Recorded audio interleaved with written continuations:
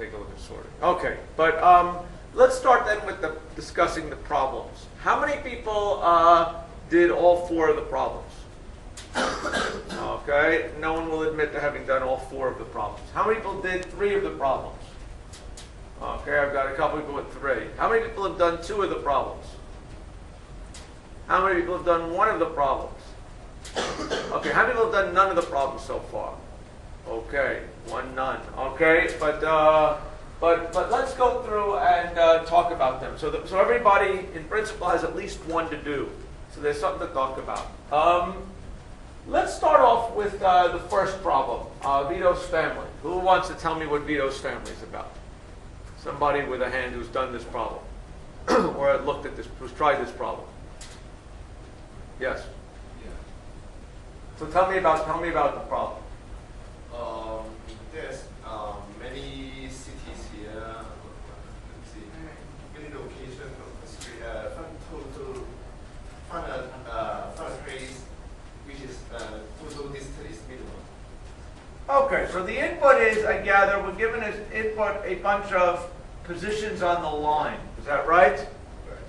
And we want to find out what the most central location is for us to live so that we can minimize, it looks like the sum of the total distances. Is that what we're minimizing? Yeah. Okay. So the first thing to note is that in a problem like this, I guess, there's several logical things you might want to minimize. What kind of things might you want to minimize? They told us one, but normally if you have a bunch of points, let's say these are customers and you want to build a McDonald's. Okay? You're familiar with McDonald's, right? So you want your McDonald's to be near your customers. What criteria might you use for this? Okay? One he's saying is to minimize the total sum of the distances to the customers, right? What would be another criteria you might use in real life if you're putting down McDonald's?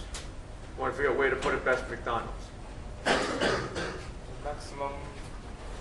One might be the maximum drive time. That somehow you figure that anyone is a potential McDonald's customer if they live within a circle, within a certain distance, right?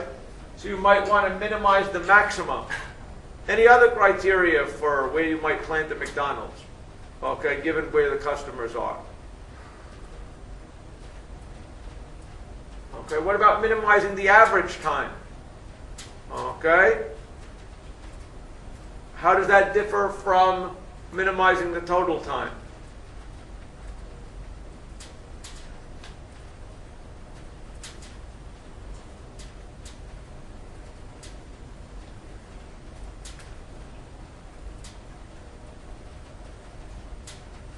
Does it differ? I think basically it differs by dividing by a constant. So since you're dividing by n, and since n is the same no matter where your point is, right? It would be, this is basically something about minimizing average time, travel time, whereas this would be minimizing the maximum time. Okay? What do they want? Do they want the location of where the point is, or is it what the distance to be traveled is? What is it, the output that they want? Output distance, total distance. They want the distance to be output, right? Not the location on the street. Is that right? Let's take a look at this, because I'm not... What problem are they... What is it they actually want output here? Just let's make sure we understand it. Hold on a second. Boom. So what is it that we want output? It looks like what we want output is it the distance or the position? Position. Okay. Wait, no. Output the sum of the distances. Okay. So you're not telling you what the house number is. Okay. Any questions? Okay. How do we do this one? Any ideas how we do this one? Find the median. So your claim is that if we find the median of the distances, that will tell us this. Okay? Let's take a look at this thing. So here you're telling us that, let's take a look at this. Here is the median. Is that right? And this, you would say, is a solution. Okay? Does everybody agree with that? That this is the most central place you could be? Okay? Why is the median the answer? Or is the median the answer? Or is median the only answer? Let's think about this. Why is the median the right answer? You're saying it's a property of the absolute values? Can you give me an argument of that? Why? Convince me.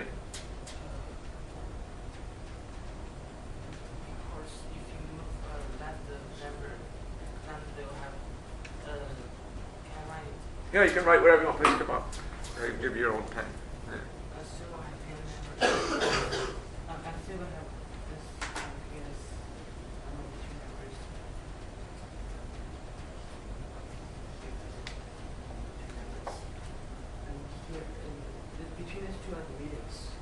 Right. I assume it's will have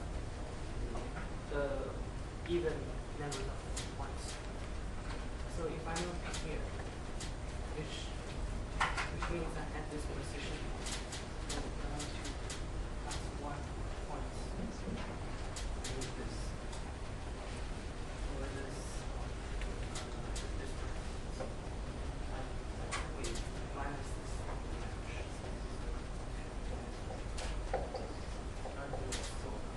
Whether you move to the left or move to the right, the number will be larger. Okay, so I think what the argument here is that if you're at the median, you're going to be paying what level? You pay the distance to here plus the distance to here plus nothing plus the distance to here plus the distance to here. What if you move in any direction? If I move 1 step here, these 2 will get shorter and these 3 will all get longer.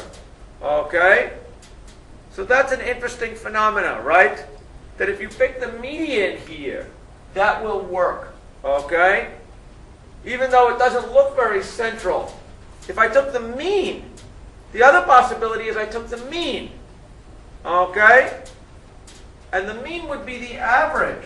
Find the place that took the mean of the points. I would probably come in over here. Why is it that this is longer? Okay? Let's just look at this. This looks a little bit tricky. What's wrong with the mean? Okay?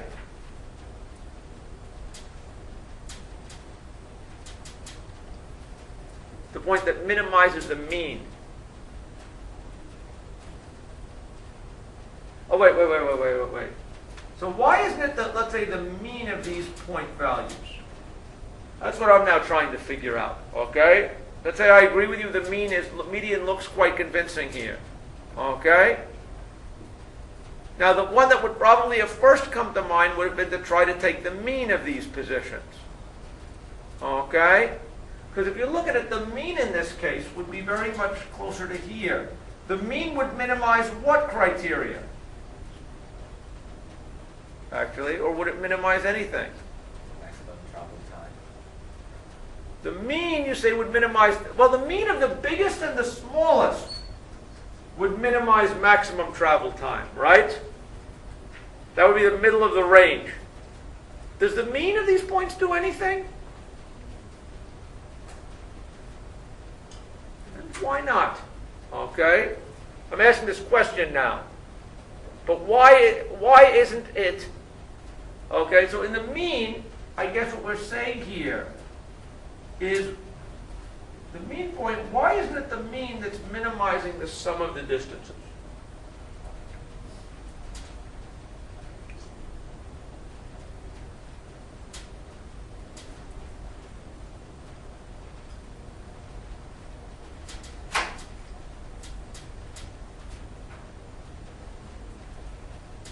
Anybody have an idea? It's funny because I kind of believe the median. I believe the median argument. Okay. But now it sort of seems to me. Whoa! Can anybody give me a counterexample to the mean? Let's try this and prove it. That might be one way to convince me pretty seriously. 100. You want to claim if we had some points at 1, 100, and then 101. So you would say that here, in the median, mean here in the center, you'd be telling me I'd be paying a total distance of 1,000, or let's make it 0 just to make it simple. 1,000 plus 1 is the total distance. What is the distance here at the mean? Okay, if I put it at 500, what's the total distance? Total distance here is 500 plus 500 plus another 501. Is that right? So that's an argument that the mean is wrong. Okay, and the median seems to be right. Okay, any questions? Are there any issues about integer positioning of houses here? I guess because it's the median. Well, what other questions? This isn't the case where there's an odd number. What if there's an even number of points? Is there anything interesting in finding the median? What? The claim is that if there's the median is not uniquely defined when there's an odd, even number of points. Your claim is I could define Any points between them. either of the two medians or any of the points between them. Okay, any questions? So how long were people's programs for this? Who got it working? Raise your hand if you got this one working. Okay, everybody's, well, most people got it. How many lines long was your program? 20. 20. 20. And did all of them just say you called sort and you then looked in the middle? Okay, so that seems like a good one. Okay, any questions? Okay. Actually, does anybody know, we talked a little bit, just because I like to make sure we have something to talk about here. Does anybody know, we talked about that medians can be found in linear time. Okay? In fact, that's true in the worst case, but it's pretty complicated. Does anybody know a randomized algorithm for finding the median that actually is pretty good? Yeah? How would you do it? Either we come choose someone who said the group numbers in 5 per group. No. You're now talking about a worst case, a linear time algorithm, guaranteed linear time algorithm, right? That's very complicated. My question is it possible that there is a median finding algorithm that could be written in 20 lines or so? Let's say you didn't have your sort, okay? I think sorting is good, and that's the right way to do it. But does anybody know of another way to compute the median efficiently? How would you do it? First, you randomly choose a number from 1 to n. Yeah. And then you separate the list into 2 parts. One part is less than the number you choose. What you're doing is you're doing the partitioning step of quicksort. Yeah. Is that right? Right. And then if the median is in the left part, and then you only need to find the median in the left part. Otherwise, you only need to find the median in the right part. So suppose, let's say, what do we know about in quicksort? When we do a partitioning step, we pick a pivot element, let's say at random. We throw everybody greater than it on this side, everybody less than it on that side. The pivot element is in the right spot. Is that correct?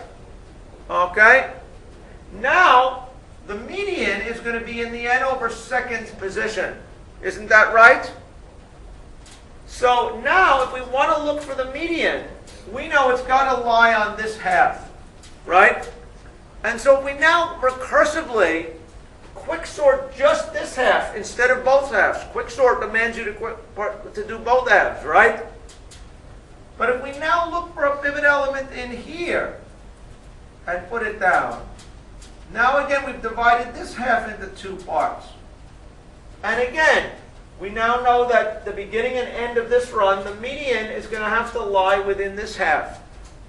And so what's interesting, if we do quicksort, but only recursively sort each one of the 2 halves, we will find the median. Okay? Why is that linear? Can anybody guess why that's linear? What is the argument that it should be linear? Okay. How much work does the first step take to do the pivoting? How many elements do you have to look at? N. How many elements on average will be on the other side? Let's say it was n over 2, right? About half. Okay? We then look at these. How many will be on the appropriate side of this one? About half of that. About half of this. Is that right?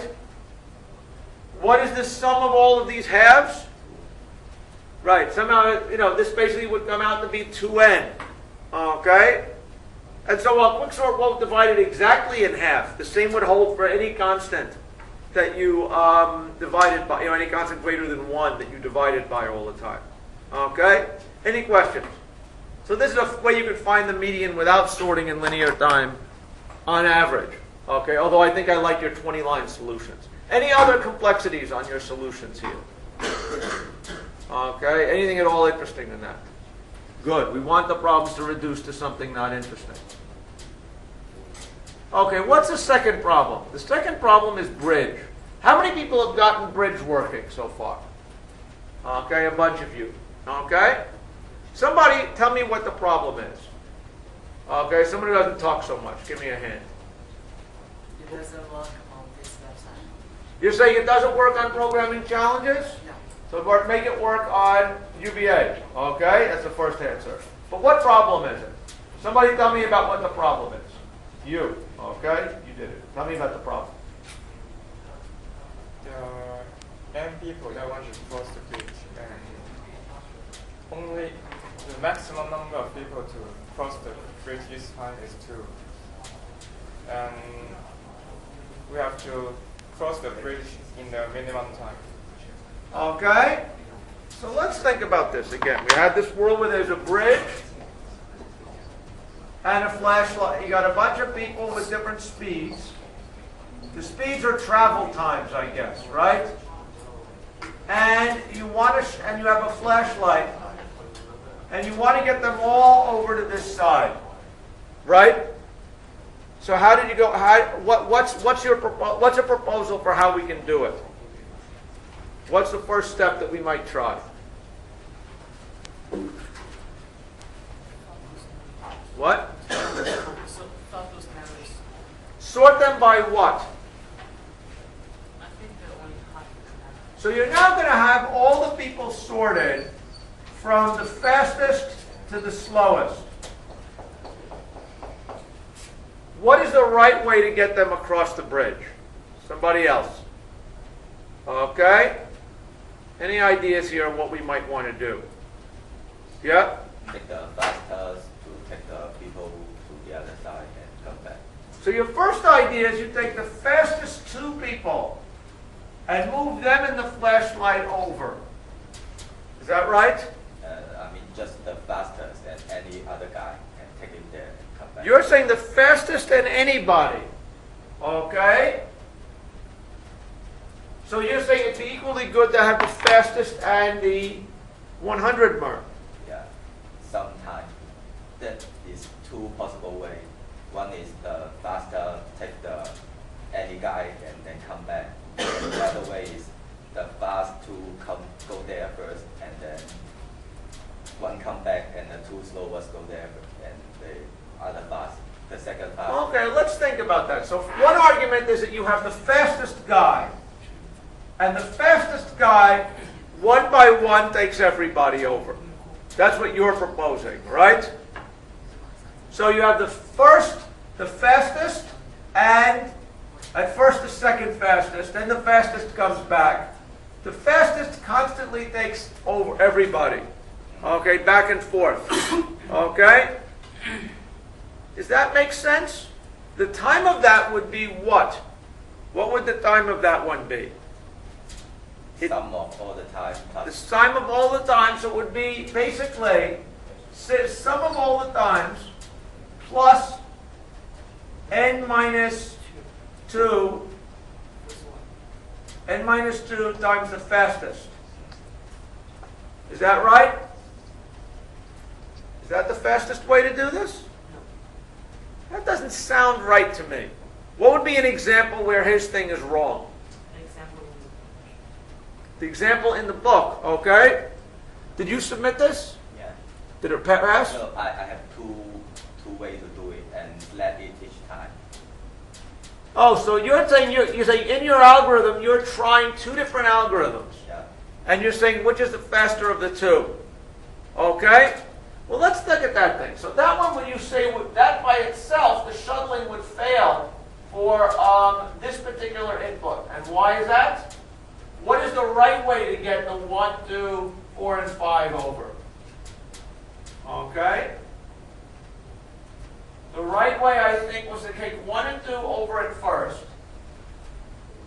send 1 back with 5, right?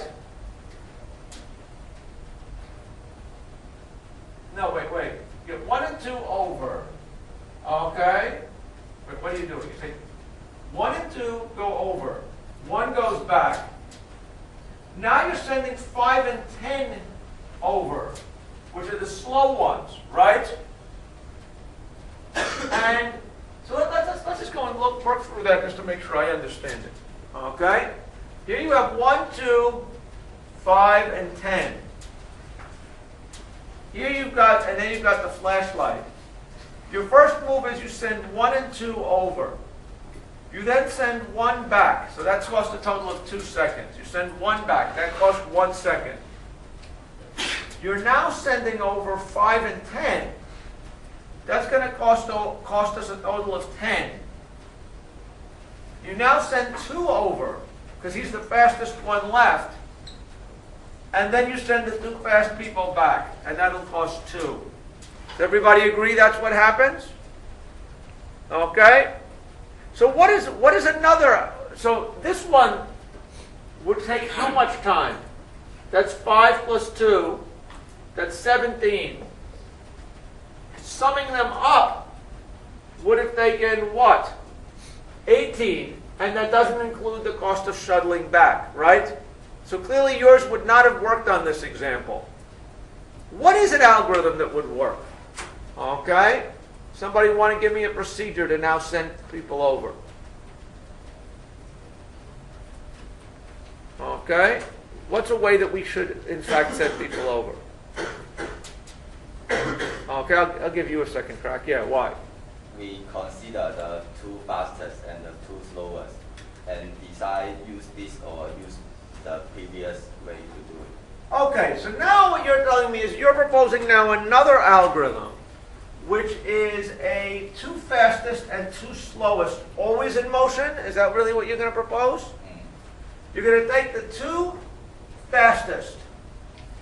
So here you would take sort of the 2 at the top. You would take the 2 fastest overall. Okay, and you would ship them over. And that would take the time of these are the 2 fast. Then what you're going to do is to leave behind who? You send back the 1 fastest. Is that right? Yeah, that's the first way, and the second way is the faster take all the people way. Well, you've shown me the faster one. This other idea now is going to take the last 2. The 2 slow ones. Yes. And the 2 slow, and they're going to sit there And the second. while the second fastest goes back. Yeah. Okay? So the 2 fastest ones are going to make a lot of trips. Okay? And the 2 slowest will shuttle over in pairs. Now that was what we're doing on this example. It seemed to work. Why is it that both strategies are needed? That's what I'm not understanding. Because sometimes this one is faster, sometimes the other one is faster. Can you give me an example where the second strategy is not faster? When the second slowest minus the second faster is greater than the second faster minus the Give me some first. numbers. I can't think that fast. Give me some numbers. Such as 1, 2, 5, 10. If 5 minus 2 is bigger than 2 minus 1, then we should use the first one. Wait a second. So what one would be one where you have to use the first one? Give me the numbers where you have to use the first one. What would that be? Such as 1, 2, 3, 10. 1, 2, 3, 10. This is, So, those are fine. one- This is fine. This one, give me one where, Sorry. 1, 9, 10, Second. 11. what? 1, 9, 10, 11. 1, 9, 10, 11? Yeah.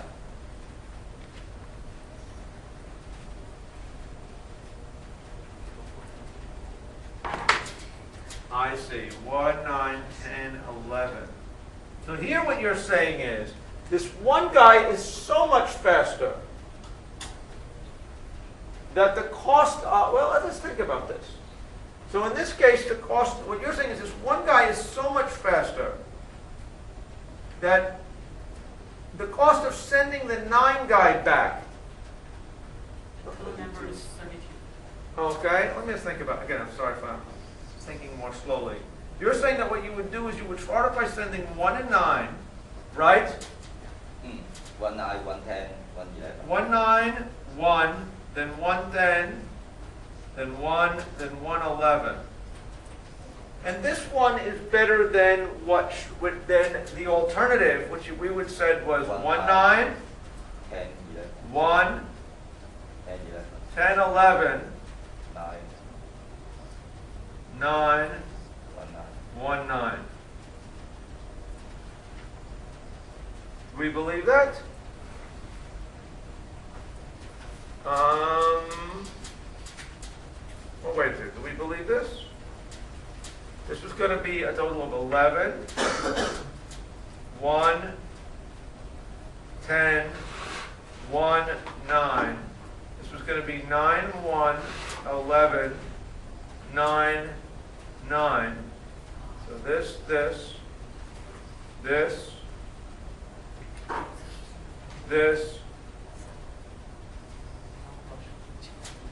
So in this case, in fact, it does look like the second one is heavier. Do we agree? Why does this cover everything? Okay?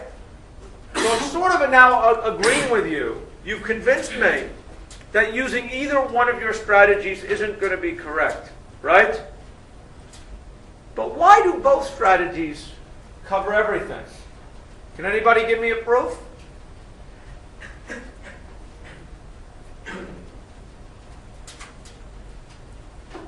One proof would be that if it went through the judge, that would be one proof, okay? That's a computational proof, but not how many people, that's what you got through the judge? Is that what everybody did who got it through the judge? I use this way, but doesn't. What? I'll use this way, but doesn't go through the judge. Well, it may be because it may have not gone through the UVA, go through the UVA judge. That's fine. It's also- So yours didn't work, yours did work. Anybody else who got it working, did you use a similar approach? Can anybody give me a proof that this is right? Okay? It seems to me that now what I picture as happening is you tried it one way and it didn't work. And you thought a little bit more and you came up with the second one. But what I'm not seeing right now is a clear proof that this is right. Yeah? I see that since whenever 2 people go to the other side and 1 people must come back. So each time I go there, just move 1 people to the other side. So if then the total the time of everybody go to the other way must I don't know how to say. All the slowest people must be through. All the slow people must be through the way to the other side. Right. And the one who come back, it should be the fastest. The one who come back should be the fastest. Right. And if we can make 2 slow people go to the other side and use another 2 faster people to come back within a range, then all we have to consider is the second faster really a lot faster than the second slowest. Okay. So the question that I'm still wondering about, so it'd be interesting to see a proof. Again, I'll admit I haven't thought about this recently. Okay? That's still, I'm not sure if that's not convincing to me, but maybe I didn't understand it. Okay? Any questions or comments about that? Okay? I'm sort of convinced that you need to have both of these two directions. Okay? And, what I'm wondering about, why isn't it going to be ever a mix of the two? Okay? The issue is what? You're telling me that the real issue of whether one is better or not has to do with how fast the second fastest is relative to what? To the second lowest. To the second slowest. And also the first fastest. Okay, but my question is that when you do this operation, the second slowest is changing whenever you ship them over. So is there a mixture? Is it possible that your strategy is a mixture of these two things? Yeah. So it's not like your implement trying it two different ways. You're trying it two different ways at every step. Yes. Is that what you're doing? Yes. Okay, and that I can kind of believe. Okay. Any questions? So he's not trying two different ways.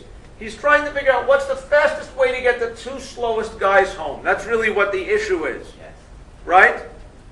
And so I can either get the two slowest guys home in 2 rounds or together. If I'm going to do this two slowest guys, somehow the two slowest guys have to get home. If the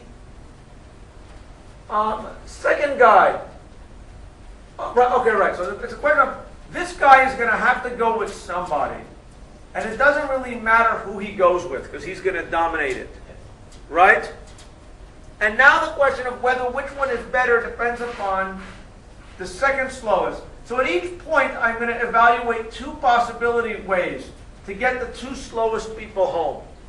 I can either get them over individually, with me shuttling, or I can get them over as a pair. And once that's done, I'm then going to worry about the second slowest one. Okay? Any questions about that? Okay? I think the state of that now is now reasonable to me. Any questions? Okay, any questions about this one? Okay, let's look at the next problem. What's the next problem? The next problem was the Shoemaker's problem. Okay, so how many people have got this one? A lot of people. Somebody who hasn't talked yet, tell me about this problem. Okay, in the green. Sorry. Yes, green. Hi there. Tell me about this problem. The Shoemaker is to do job for different people, and the different tasks have different days to be completed. Okay. And if he delayed for 1 day, that he has to pay for the penalty. Right. And he is going to find out how to minimize the penalty. Okay, so what is the idea here? The idea here is basically we have a daily penalty, okay? And this is a cents per day for each job, okay? So how might we go about this? Any questions about what the problem is? He has these jobs, they take this long. Each time he doesn't start it immediately, he pays a penalty of a certain amount per day, okay? What is the right order of the jobs? Okay? Any ideas? To show the job according to their a key that is the penalty over the time. Okay, so the question here is we want to sort the jobs by somehow ordering the jobs sounds like sorting them. So we do want to sort the jobs. You're saying we want to sort them by what? It seems like there's a couple of possibilities that we might use. One of them would be the length of the job. What other possibilities might there be? Penalty. Daily penalty per day. Okay? And what other characteristics might there be? You're proposing something else. Penalty over length. Penalty over length. Okay? Why is penalty over length the right thing? Can you give me an argument? Yes, can I write on? You may write on the board, certainly. Okay?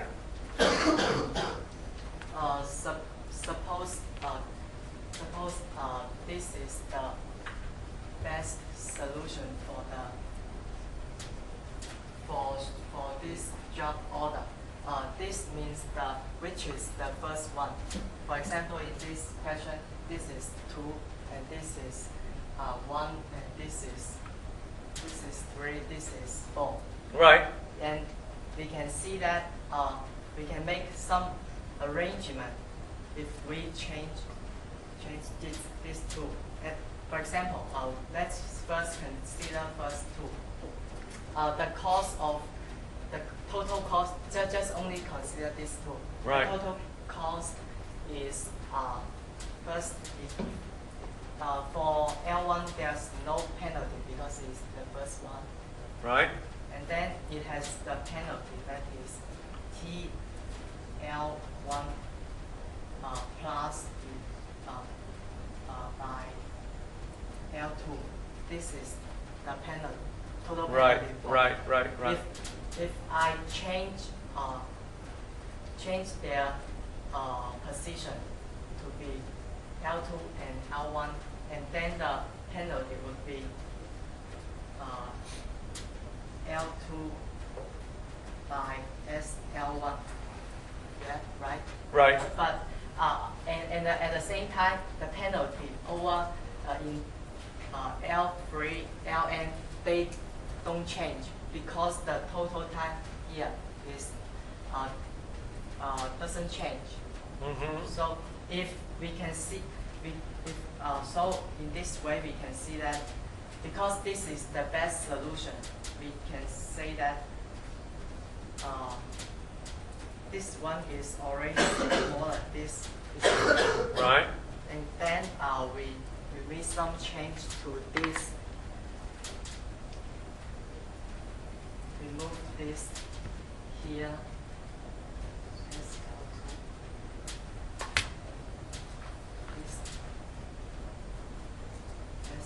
L1. And we regard it as a key.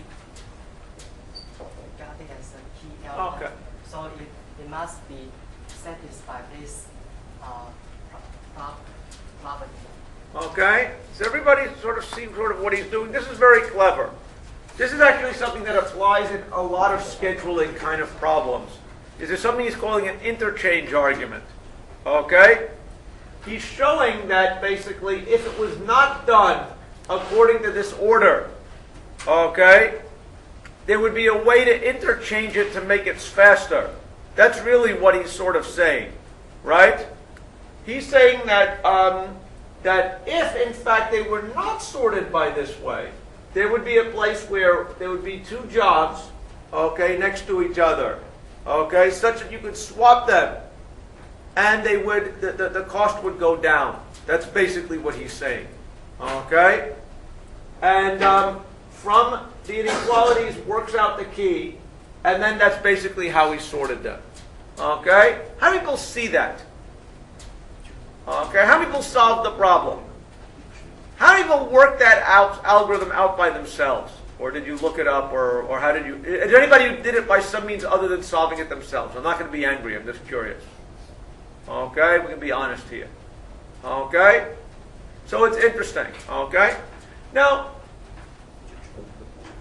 under what conditions might we have wanted a different ordering? Let's think about this problem maybe under other ways. What if it was a total penalty? Okay? Let's say, what if we wanted to minimize the average completion time of the jobs? What would be the way to do it? What? What was that? So some scheduling problems turn out to be easy. Like if you want to minimize the average length of the job done, Okay, or let's say equivalently, if the cost per penalty was the same for everything, then in fact you would be sorting them by length. Does everybody see that? What if you were going to pay for any job? Okay, what if this was not a daily penalty but a total penalty? Okay, what would be the right argument there?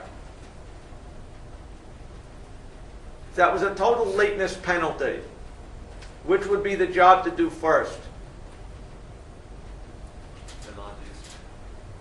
Basically, you'd sort them by largest penalty, right? Actually, you wouldn't even need to sort them by largest penalty because you'd pay the penalty for everybody except the first job. Does everybody see that? So these are all very, very easy. Now, not all scheduling problems turn out to be so easy. Does anybody have an idea of what would be as an example of a harder scheduling problem? I know people talk about these kind of things in, in classes or something like that. But one problem that might be an example of a harder problem is what if, let's say, the scheduler wanted to, let's say, had was only going to work for a certain amount of time. Okay? Let's say I wanted to know the maximum number of jobs to fit within a total time t. Okay? Or the maximum, take it back. Let's say I want to find each job represents a certain amount of work. Suppose I want to complete the most work during the course of a time. If I'm limited to how much time I can fill. Okay? Can you solve this problem? Let's make sure I get this problem now. I have jobs. The jobs have lengths. Forget about the penalties for now. Okay? Suppose I say I'd like to keep myself as busy as possible. Only doing completed jobs. Okay? Let's say I get paid for every day I work. Okay? If there's a time boundary of t, and I want to know what job should I do to keep me as busy as possible for t days. What is the job algorithm here? What? A couple of different things. What was your idea? It's NP. The problem with what I'm saying now is, if you understand what I'm saying, I'm proposing a knapsack type problem. Does everybody see that? If you have a finite, let's say, a certain amount of capacity, okay, and you'd like to fill it in with jobs of a particular size, that would be an example of an NP-complete problem, a knapsack problem, okay? Now, what's interesting is I heard somebody say dynamic programming. In fact, it's a relatively easy NP-complete problem, okay? Because there is actually a dynamic programming algorithm for it. Okay, which takes how much time? Do you remember? Do you remember how much time it takes? What is it? Okay, let's go through what the problem is now. I think this is actually kind of interesting. In an NP-complete problem, you've got to try all possible arrangements in some sense, or in this case, subsets of jobs. That's what makes it hard, right? Because you have to try all possible subsets. Now, there's 2 to the n subsets. That's exponential. You're proposing a dynamic programming algorithm for this, are you not? Yes. What is the running time of your algorithm? I think it's linear. You're saying it's linear. How is he going to solve a linear problem, an NP-complete problem in linear time? Okay, go ahead and explain how you're going to do it. Do you remember how to do it or not really? I remember. We first, I assume the time is very small, quite small.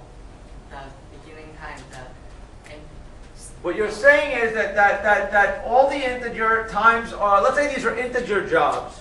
yeah, integer. And the bound here, the length here of the bound is t, is not that big, right? Yeah.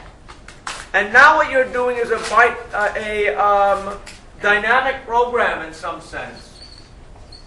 And then I sort the job by the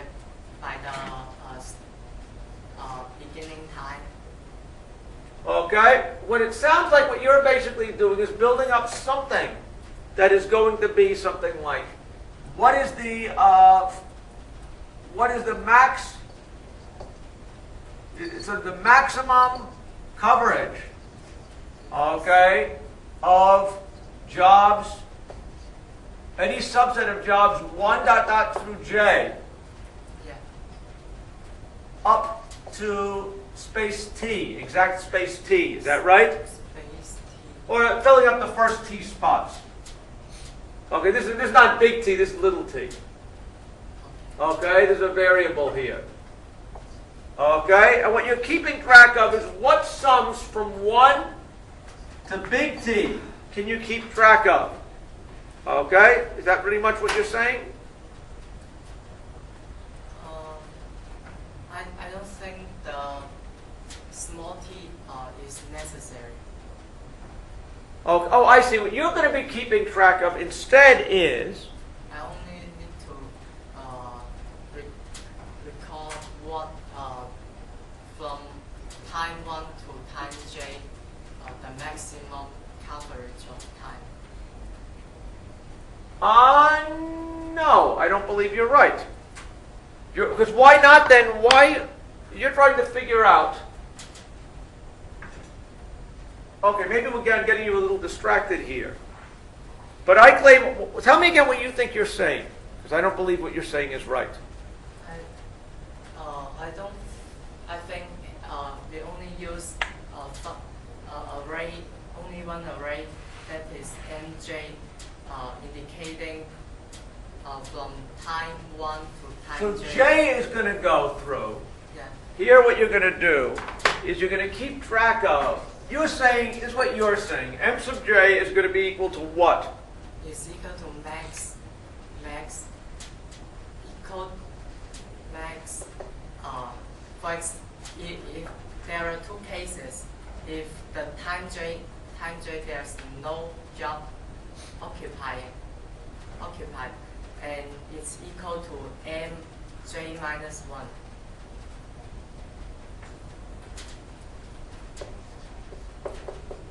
Okay. Then if it is occupied by another job, then we can try every job.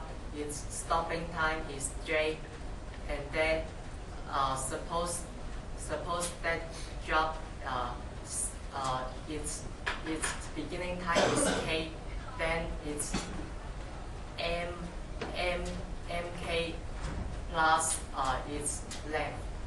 Okay, so what you're now going to say is you're going to max, actually what I think what you're now going to say is you're going to max over all jobs, over all It's element values.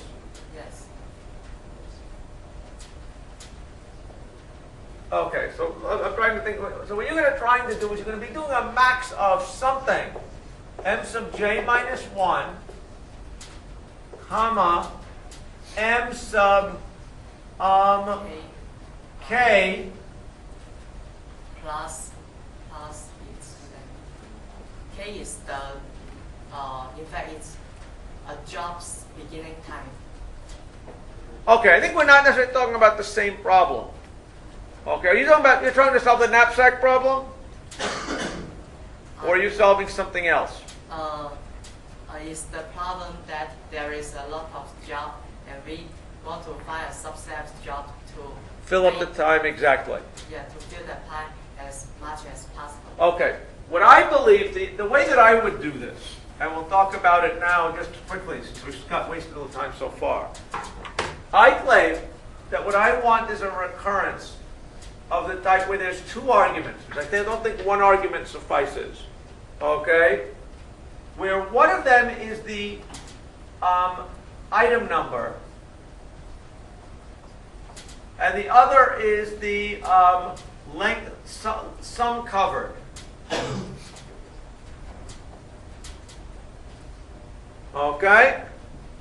And what this is going to be equal to, basically, is, this is going to be a Boolean array in my formulation.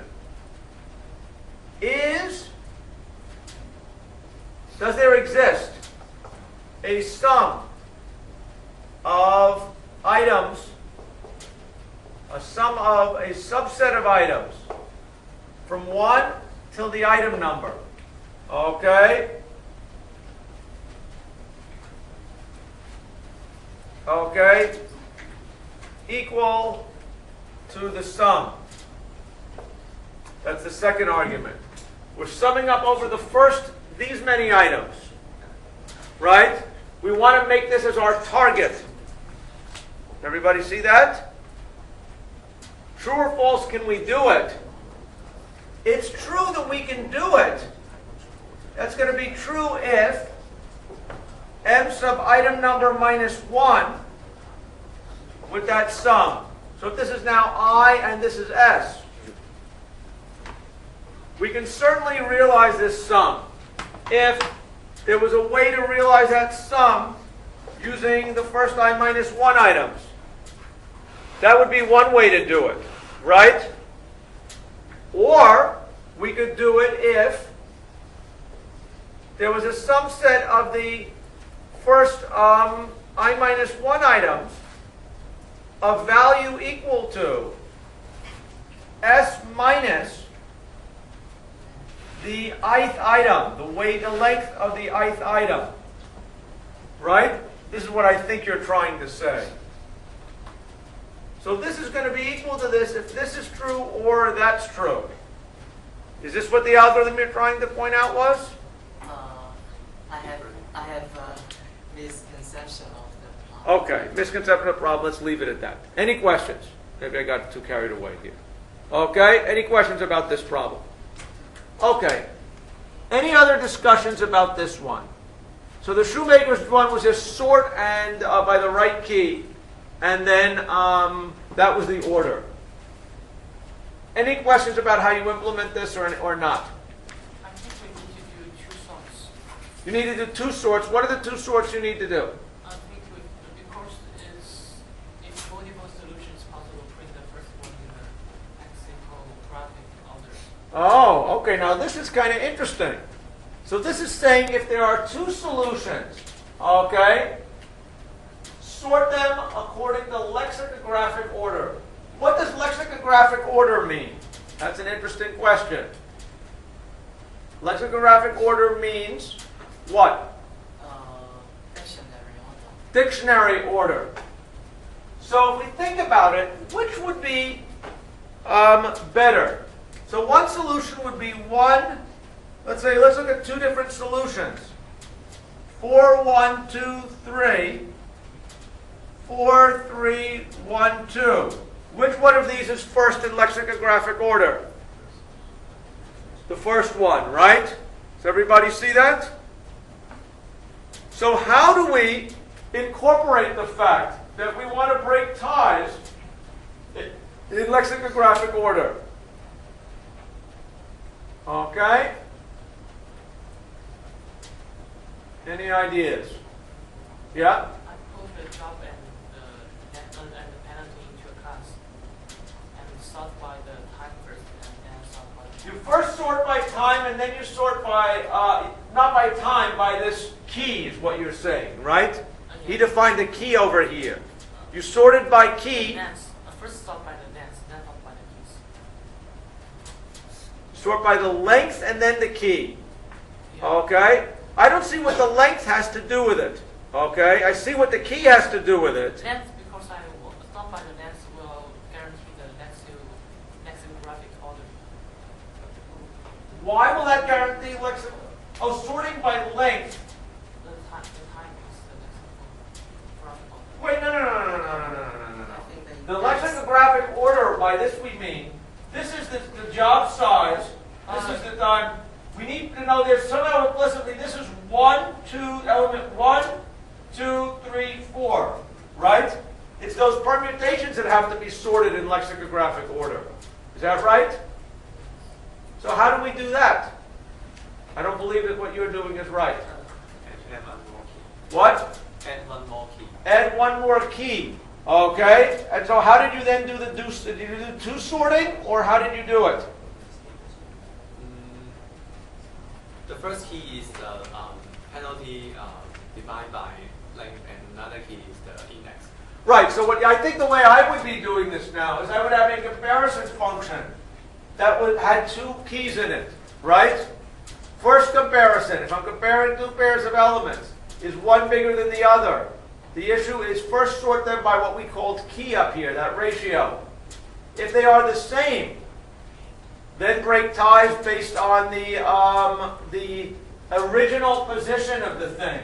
Is that what it was? I think because the index is already sorted when you input it, so you only use the stable sort for the.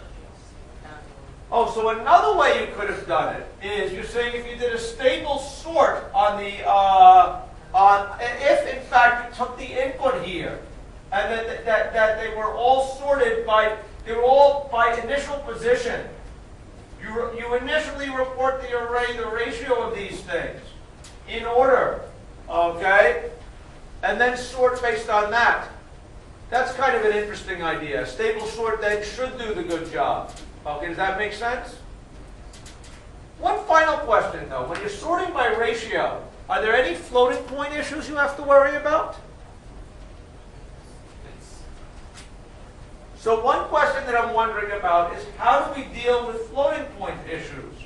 Okay?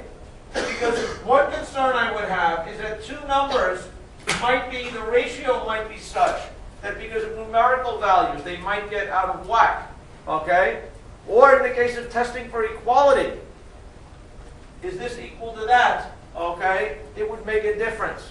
They might not be equal. So what was this? How do we know that we don't have to worry about numerical issues? When we compare two jobs, we can change the integration to be only have the multiplication. For example. Okay, now this is a clever thing, okay? So what he's saying here is that he's comparing, there was an xy value here, there was an xy value here for each pair, right? We could take each pair and convert it to a, to a ratio and sort by ratios. But we're always afraid of weird things happening. Right? What was your ratio again? What was the one on the bottom? What was the one on the denominator? There was a numerator and a denominator. What was your ratio again? What? What was on the top? What was on the bottom? It was what? Penalty over time. Penalty over time. So if you had a job that would take no days, you would divide by 0 if you sorted by this. Right? And that might be a problem. So he's saying that implicitly he's going to sort on it, but not explicitly. He's going to carry around these two, and his claim is that if x over y is less than x over y, that's the same as this being less than this. Is that right? And the neat thing about that is then he doesn't actually have to do the division at all, okay, in his sorting. Is that right? Did they forbid anything from being 0? Or is division by 0 actually a legitimate fear? Is there anything on the problem here that said that there might be a division by 0 problem?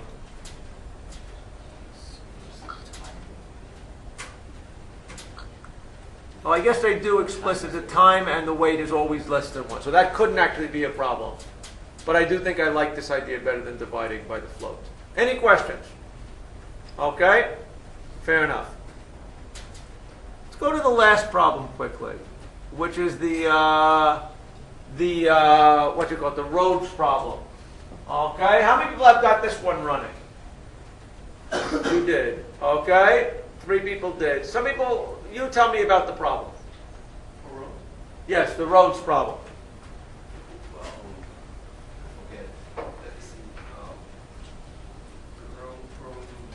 Or somebody who has a fresher memory. Okay? Yes, tell me about the problem. It's about just the car travel in a road, and there's charge about the miles in the roads of different time. Right, so okay, fine. So this is sort of supposed to be the schedule, the penalty that you pay, I guess, this much of a fare per mile, right? After, as a function of the time. This is midnight, 1, 2, stuff like that. Okay? What else is the other part of the problem? And there are different records of different cars. The first is license, and second is the month date. You got a license plate, a month, date, hour, minute. And this enter all exits. What mile did they enter? What mile did they exit? And your goal is to figure out how much everybody is paid. Okay? Any questions? How do we go about doing this one? I'm not quite getting the problem as What is it? As already. If they go up to the road and get out of the road across 2 hours, and during those hours they calculate the miles proportionally. Okay, so the question is, that's an interesting question. So what does it actually mean? What is the price? When is the fare given by?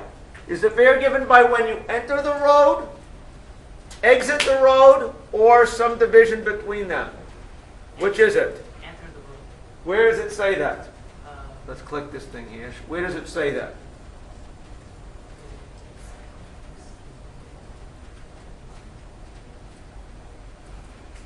Oh, and I see a little bit of weird things. They also tell you plus $1 per trip, plus $2 account charge. Okay? They really get you here. What other, where does it tell us what the fee is? The fare structure at the time of the entrance. All dates are in the same month. And I see. where is it? I see it. Where is it? I don't see it yet. And the description part, the second paragraph. In the description, the second paragraph. Depending on the time of day when the travel begins and adjust. Okay, so the fare is set by what time you start. Does everybody agree with that? Okay. Any questions here? Okay. What is it the sorting come in here? Is there anything to sort here or not? What do you sort by? I should sort by the license. So one possibility is to sort by license plate numbers. What good does that do? That groups together everybody's records together. Does everybody agree? Is that the only sorting you want to do here? Sort to pair into and exit. So the other question you might want to do is to pair entrance and exit. So how would you do that? Sort by time. You would sort by time. Inside the group. Okay? Only inside the group. So one argument is you then sort by time for a car. Okay? And then what are you going to be looking for? Each near tab. Then the hope is that the pairs are going to be linear. Enter, exit, enter, exit. Okay? Is it possible that sorting it by time does not suffice? For pairing things up? Your idea of pairing things up is that if I have an enter and an exit. So is there any reason why sorting by time might not be good enough? I think it's good enough. Of course, it's given that unpaired and enter and exit records are ignored. Okay? So one thing that you're saying here is that the key thing is that's good enough only because every car is only going to be in one place at one time. Is that right? There's no legal way where a car can start. Actually, could you have the possibility where a car enters again, exits, and then exits? Okay? Presumably we're forbidding that, right? If that's forbidden, then in fact sorting them should be good enough. But then which ones do you remove? It says unpaired entrance, enters, and exits get removed. Are there any issues with respect to pairing them then? So I'm trying to now figure out, suppose let's say we have an enter, exit, enter, enter, exit. Which ones get removed? First one. The first one. And that's because we're claiming that there's no issue because it's sort of immediately nested. Is that right? Okay? Any questions about this? I Yes. have a problem about the inputs. What's the problem about the input? The input, I'm not sure how to get it into. I try to string, but still. Try Skiena and the eliminate. Okay, so let's think how we would do this thing. There are a couple of different ways of couple of issues in parsing it. So the first issue, one problem is reading the blank line. It's not your concern. Is that your concern? Is your concern reading the 24 values No. of this? How did you read the 24 values of it? CN. What? CN. CN with a loop? Yeah. So it would be bad if you had one printf that said variable 1, 2, 3, 4. Right, we agree that the way you do is with a loop where you're getting one integer at a time. That I agree. What are you having trouble with? The records. The records. So you mean the fact that this is a string, a string, a string, a string. How did you get this? Because I need to get the second string into integers. So first question is actually an interesting question. How is it that we get the times so that they are lexicographically, that you can sort them appropriately? Is there anything clever that has to be done with that? You can store the time as a string. So one thing that you're claiming is that these things can be stored as strings and compared. Okay? Is that right? Okay? You also use scan in the format percentage D Column. column percentage D. column Yeah. like this. Okay, so one way to read it, let's think how we could have done it. So first of all, to read the first thing, how did you read the first thing? Percentage S. So you read, okay, you read percentage, so what was, okay, again, there's different ways you could do it. What was your input mechanism? What was your reading mechanism? So what did you do? You did this with scanf, the whole thing? Yes. So did you scanf to read the entire string at first and then parse it? No. I just use one scan to read Scanf the a string. license. Yes. And then how did you get it to stop here?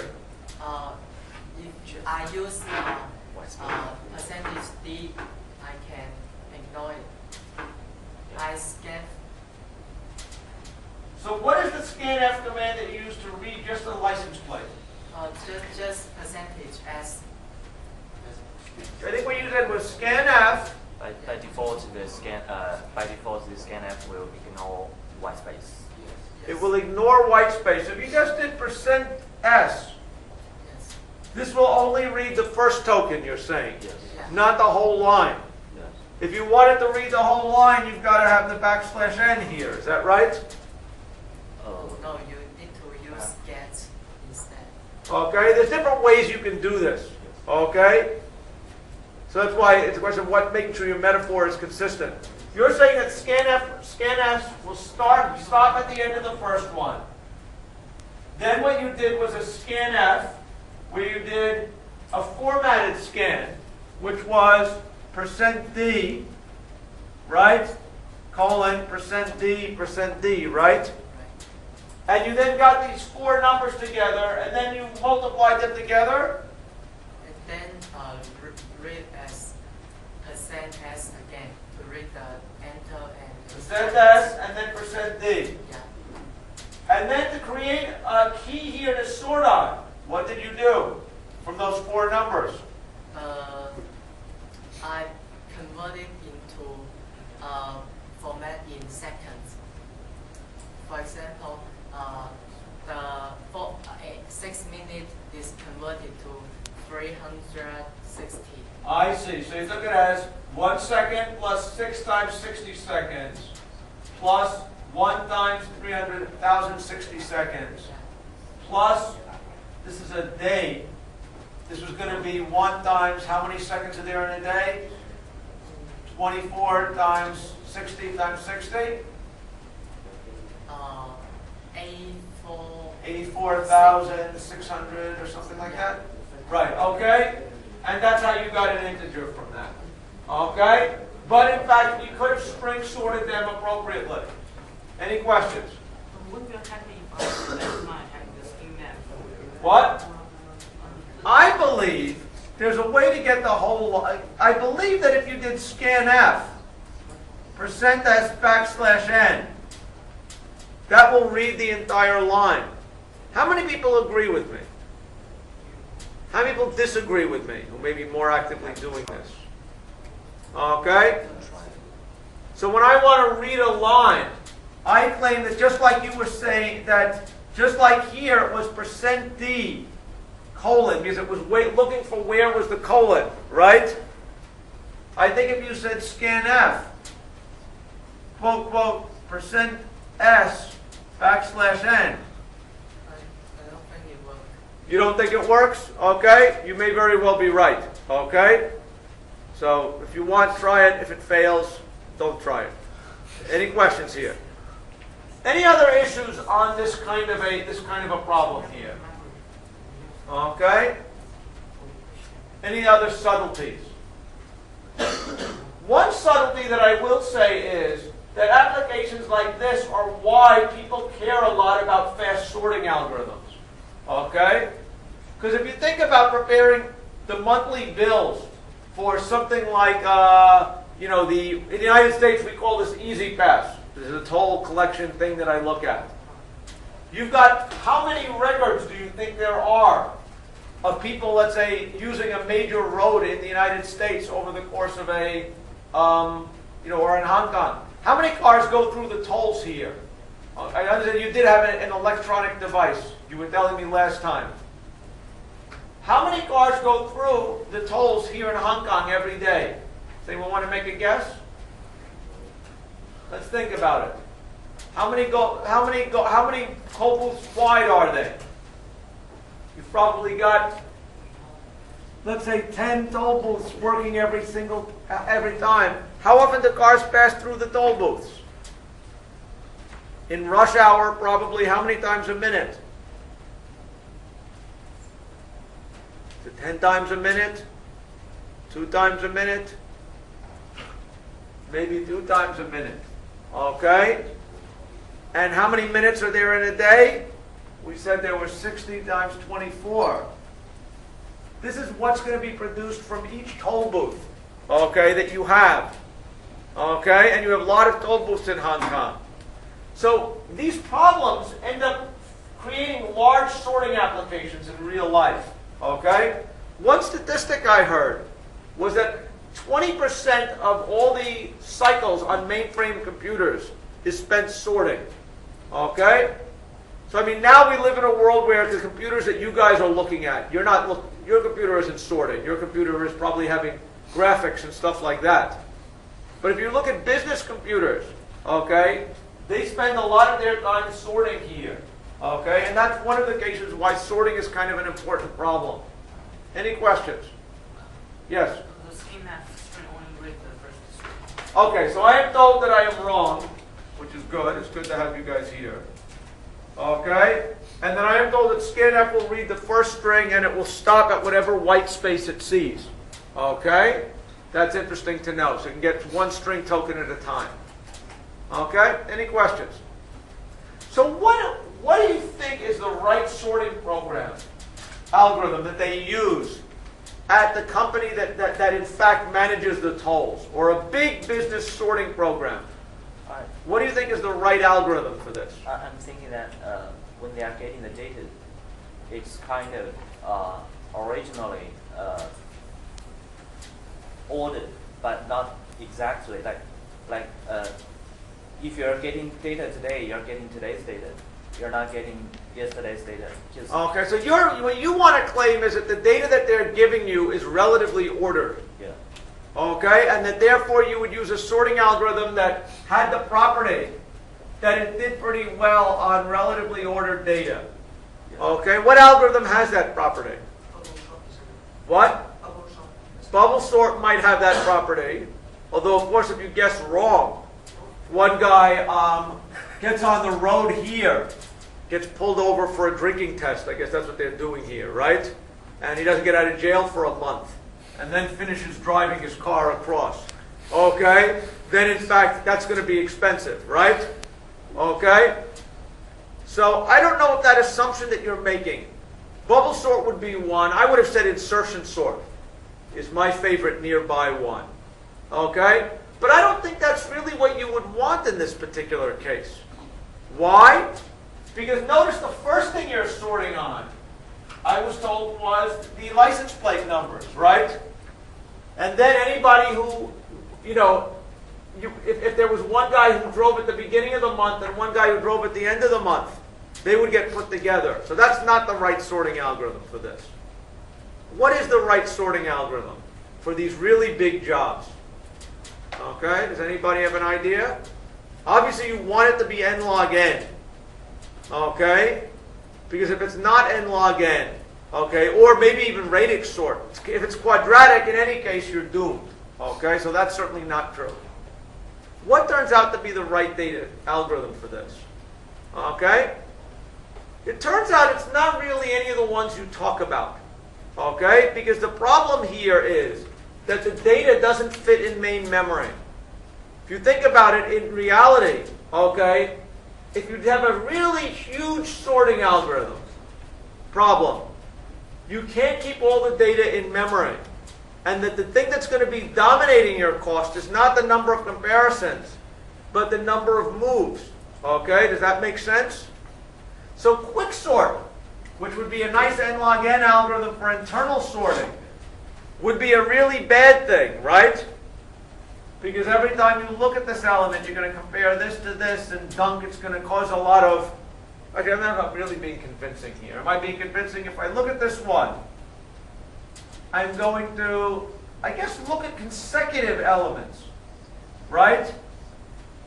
So it's not incredibly disastrous, except that I am going to have to read from a disk in big blocks, okay? Any questions? The algorithms that I believe are used tend to be variations on merge sort. That somehow once you have a big hunk of a run, you can now sort of load these two runs as hunks. They're now in memory. Once you finish getting a sorted piece, you can write it to disk while you keep going. Okay? So the question of how you do the external sorting is actually a little bit different than how you do the regular sorting. Any questions? Okay? But it's kind of an interesting problem. This is one reason why Knuth has this very interesting book on sorting. A lot of it is dedicated to what is the optimal way to do external sorting. Any questions? Any questions about any of this stuff? Okay, it sounds like people have these problems under control to a certain extent. Finish them up, and we'll talk about the next batch, which will start to get us into mathematics a little bit, okay, with the next batch of problems. Any questions? Okay, thanks for your attention. See you guys next time.